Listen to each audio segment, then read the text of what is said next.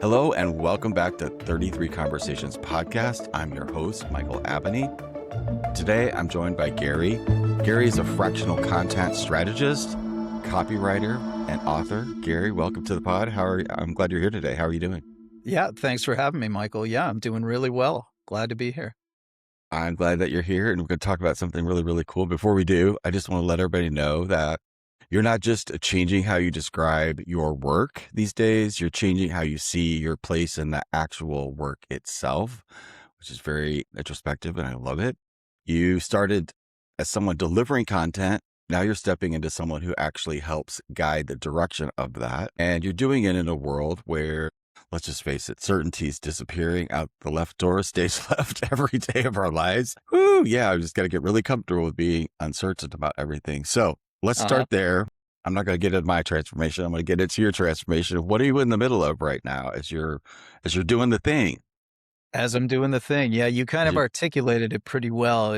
Is the transition is really to educate people that I'm working with or people that I'm prospecting at the moment about seeing me less as a service provider and more of an actual partner, a strategic provider of value, someone who can be the rudder to give them direction as they're trying to navigate through all of the chaos and uncertainty that we're all living with in one form or another these days. And within the business community, especially, things change on a dime every single day.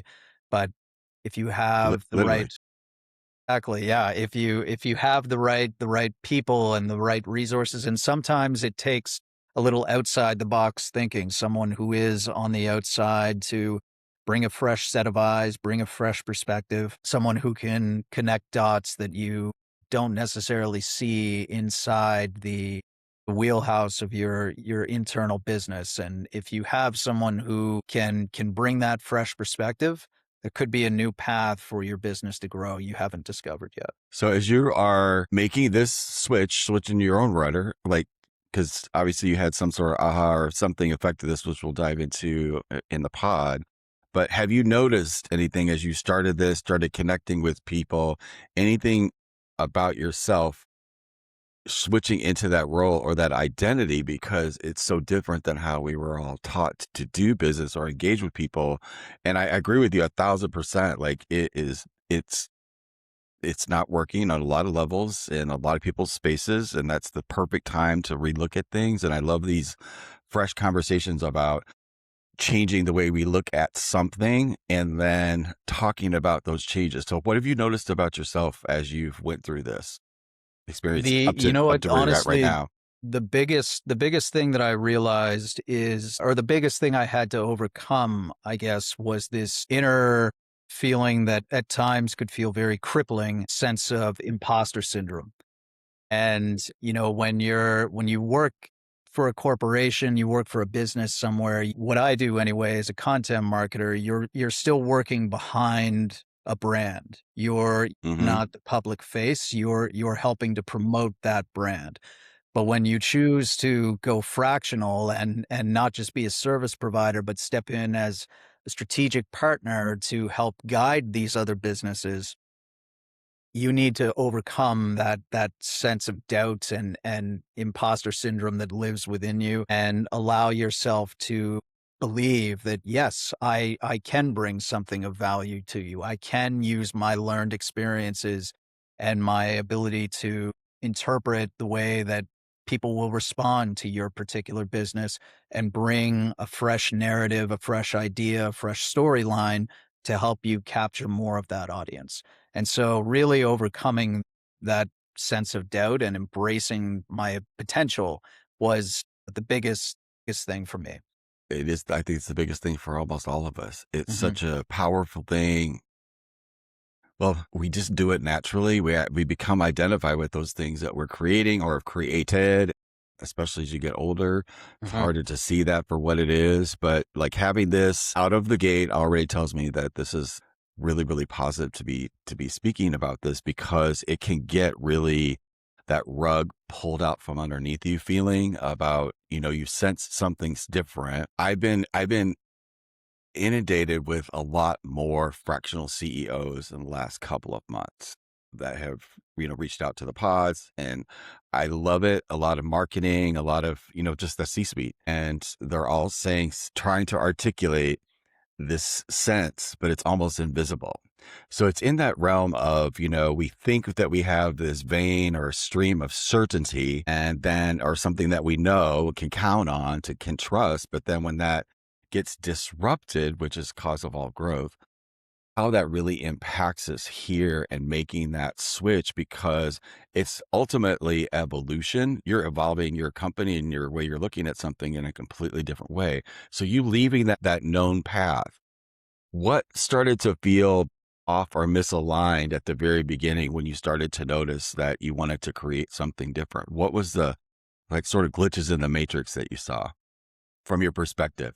Yeah, there were a few things happening all at once that got me there. By about this was April 2020, I kind of hit a wall in the corporate space. I felt very burnt out and just not really satisfied and fulfilled with what I was doing. So, and this is April 2020, so we are 1 month into the COVID Wow. pandemic just breaking out. I chose to leave all of that and didn't really have a sense of what I wanted to do from there or what was going to come next. And then what happened because we were in the early stages of the pandemic, the bank actually gave me the option to defer the mortgage for about 6 months. And so, freshly out of the corporate space and trying to figure out what I'm going to do next, and now being handed this opportunity to save a little bit of money for a while, I thought there is no better time. I'm never going to have a better opportunity to at least start the process of trying to build my own path and bet on myself. And so Yeah. that's what I did. I spent those 6 months just laser focused on trying to get business going so that by the time things did start getting more expensive again, I was making enough to be able to cover it and keep building and scaling from there. So Wow. You it leveraged was a that opportunity. That's awesome. remarkable journey. So as you're shifting from, how long have you been in this? So it's like 6 years now, right? 6 years now. Yeah. Yeah. Wow. Okay, good. Good. You got some perspective. So as you I've seen started a the few things. shift, I bet you have. What is the difference, the main difference for you about what you were doing versus how you're now guiding people? And what do you hear back from your feedback loop? Like, what's their experience? So when you say what I was doing in terms of building my Yeah, business or like how what you you used to like incorporate and then you started 2020 happened and you started your own thing, which was like guiding people. Did you know that up front, or did it happen while you started to work with people? Did it evolve, Yeah, or it was it something that you was sensed? it started to evolve as I got into it. I'd been working as a strategist and somebody who would offer direction internally within these companies that I was working for. But now it was a sense of, okay, let me take those skills and bring that service to clients who don't necessarily have those people in house, or even if they do have them, they're not really being strategic. They're just more tactical and executing creative needs as they come. It's a lot more ad hoc as opposed to what I was doing in helping to lead these discussions I was having with these businesses and coming in and saying, well, you're trying to reach people to buy this particular product or buy for this service that you have. You're trying to connect with them by selling them the features and the benefits of what this product or this service can do. What Yeah. really is, I think, the missing piece here that can really help your business stand out and get more of that audience share is, let's think about when they're looking for these features, what does that actually mean psychographically? What are they trying to solve for that? What's the underlying need? What's the underlying challenge that this particular product is being positioned to solve? What is it that they're trying to get at? And then how can we communicate on that level through the content we're creating, through the messaging that we're putting to market, through the way we're positioning your brand? Let's lean into more of that psychographic behavior and lead with empathy. I think that's one of the big things that I've always been a big proponent of, and certainly as I've gotten older, I've realized that I actually am a bit of a natural empath. And so when I work with clients, one of the things that I'm always encouraging them to do is when you're crafting your story, when you're crafting the messages that you want to bring to market, make sure that there is an empathetic connection to the people that you're communicating with. Step into their shoes and try to see your business from their point of view. If they're looking for a solution like what you have to offer, what is it that they're going to need to see and hear and feel in order to feel comfortable taking that next step with you? If you can figure that out and you can build a content engine that drives home that message and helps people feel connected to your brand on that human level, you've gotten yourself a bedrock for loyal base of people who are going to keep coming back to you again and again. That's the thing that I preach more than anything. That's what you see the results of, like, practiced over time. So I Absolutely. get it. Basic, coming from the world where it was just, sell it. It was just the surface level of stuff is what I'm hearing. And Mhm. now you're able to get behind their why and connect that with their audience. And so I totally get that. Let's talk about the fractional space for just a little bit, if you don't Sure. mind. It's an evolving space. So many people are entering it now because, let's be honest, they're either fed up with corporate or they've severed their relationship with it. And now all of a sudden, the people that I've been talking to, they have, an idea or what they were doing. I think the hardest switch is like what they know what they were doing, but when they move, there's something that's missing and they can't quite like put their finger on it yet about, I think what you were talking about at the beginning, that confidence or finding their way in some way. What do you think is the hardest part about that space right now? I think the biggest challenge that I have experienced personally, and I would say this to anyone who is thinking of going fractional and starting things for themselves, the biggest challenge is building the pipeline. You need to constantly be thinking about how do I make new connections? How do I find the right types of clients? How do I build more of those bridges? And even if it doesn't convert into any new clients or projects in the immediate sense, if you're planting those seeds for, okay, we may not have something for you right now, but 2, 3 months, maybe 6 months even down the road, oh yeah, we remember you. Let's connect now and talk, because one of the more that you can lay the groundwork and have that pipeline flowing, the better you are positioned for the inevitable uncertainty that is going to come. For anyone who's thinking that fractional life, you get to live a life of complete freedom and autonomy. There are good days where you are able to do that, but it's by no means consistent. For every good month you have, it's going to be followed by one that brings you right back down to earth.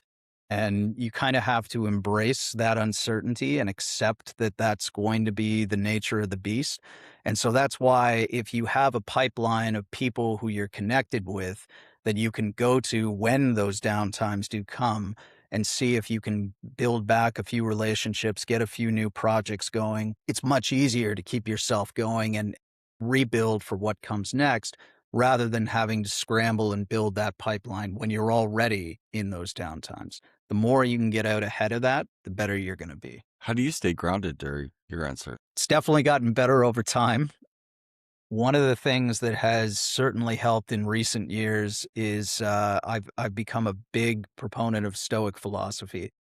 I had actually been familiarizing myself with a lot of personal development books and teachings. There's actually a great book called "Evolve Your Brain" by Joe Dispenza.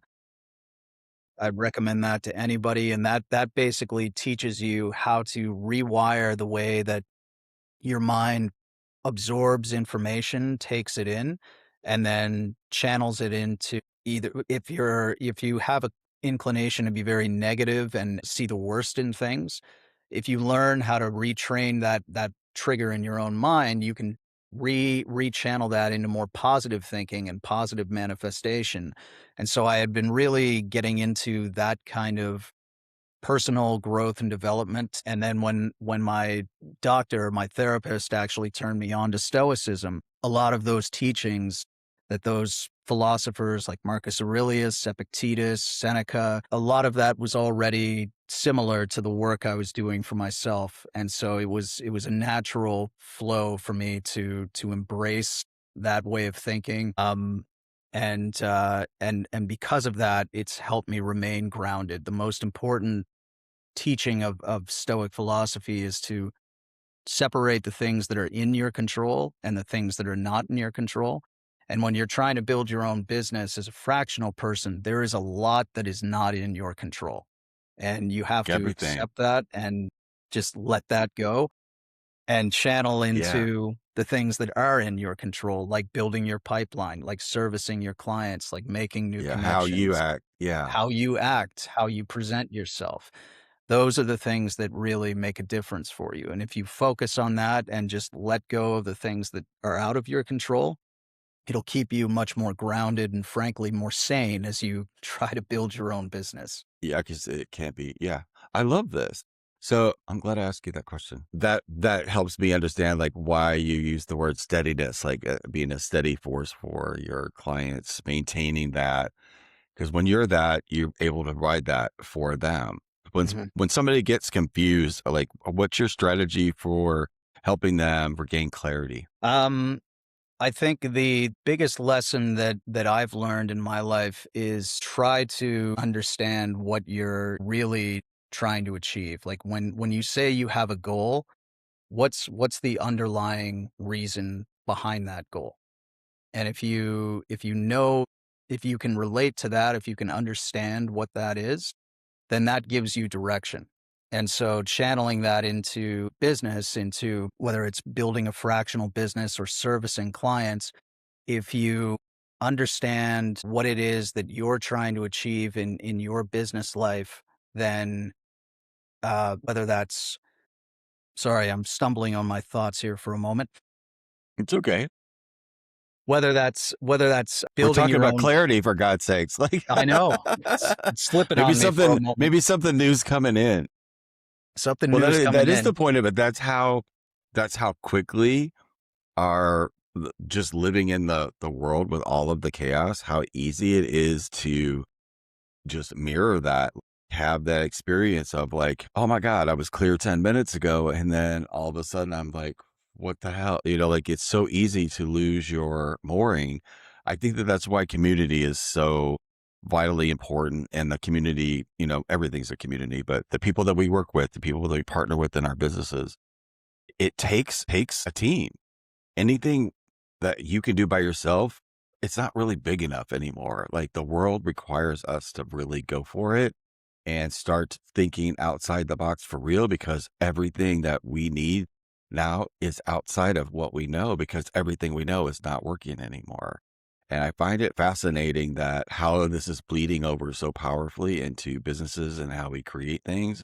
I did not have this plan when I started the podcast, but it's really cool having these conversations and talking about these synchronicities. And I'm so enlivened by what I am hearing back.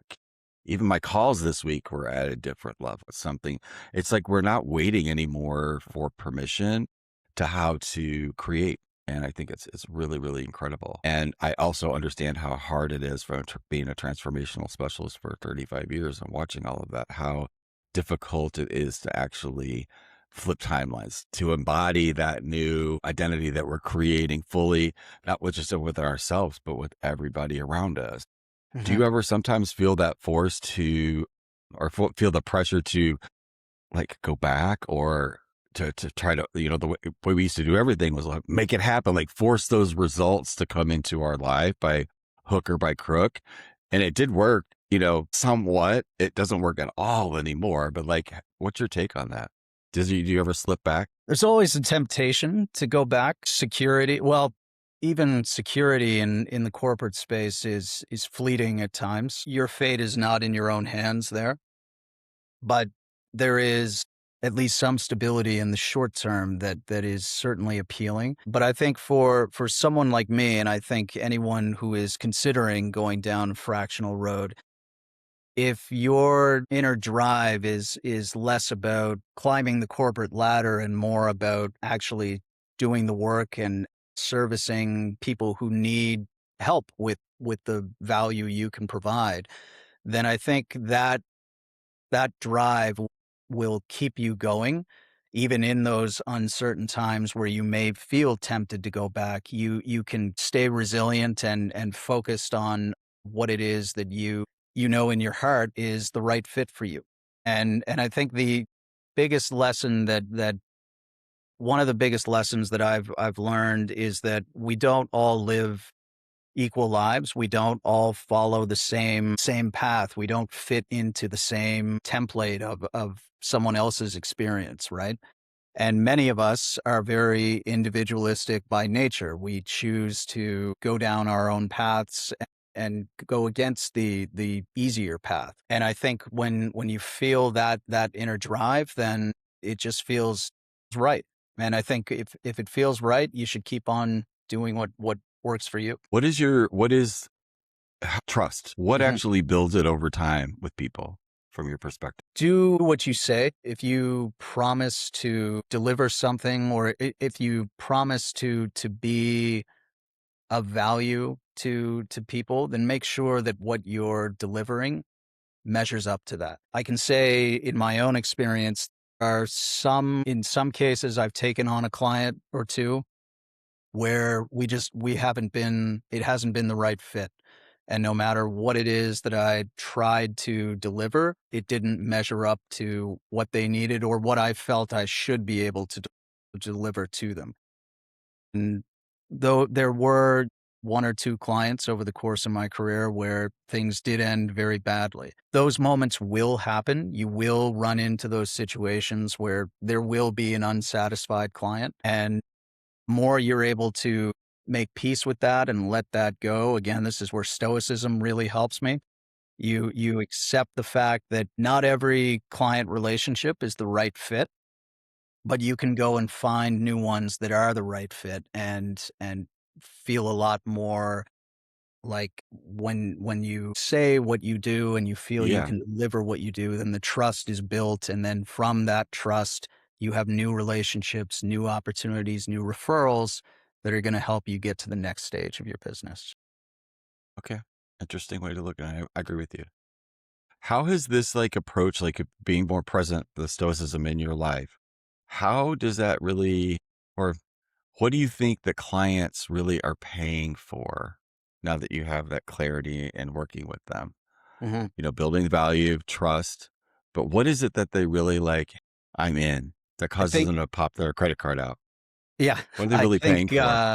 biggest thing that I bring to the table for my clients is to be a sense of direction, to help steer them through this uncertain chapter in their business. If they're trying to grow to the next stage, what do they need to do from a marketing point of view? What do they need to do to get there? And one of the things that I always tell clients is my approach is to be the steady bedrock, rudder, pillar of organic content marketing, organic strategy. It's an investment of time, it's an investment of patience.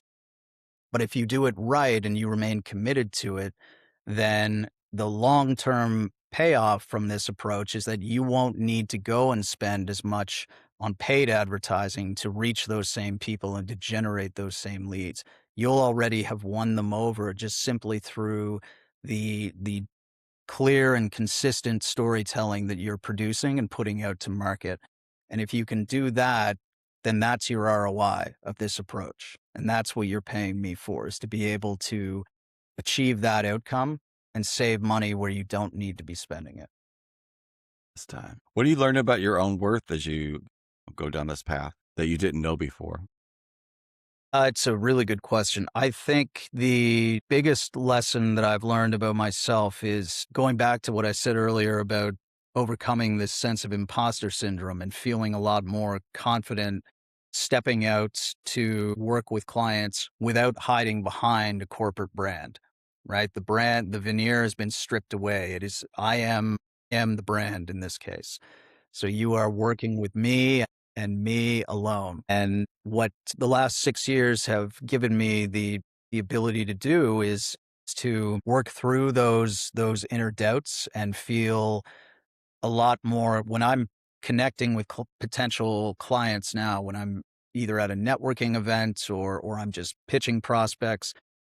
There's a lot more confidence, not in a smug or cocky way, but just in a very self-assured and capable manner when I'm engaging with these people, putting my name out there and showing them the value that I can bring to the table for them.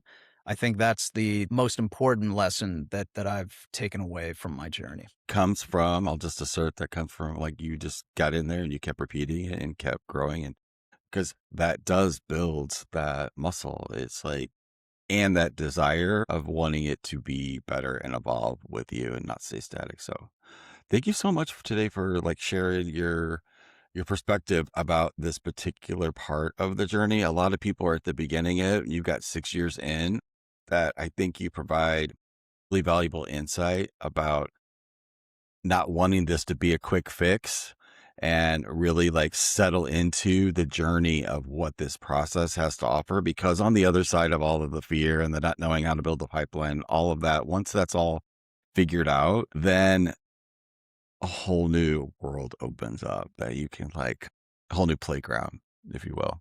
Yeah. Thank you for sharing this. I really appreciate it. So are you ready for your closing question for today? I think so. Let's do it. Okay. So, where in your own life are you still trying to control something that might be asking you to let go of instead? I would imagine it's probably trying to keep client relationships that I should move on from.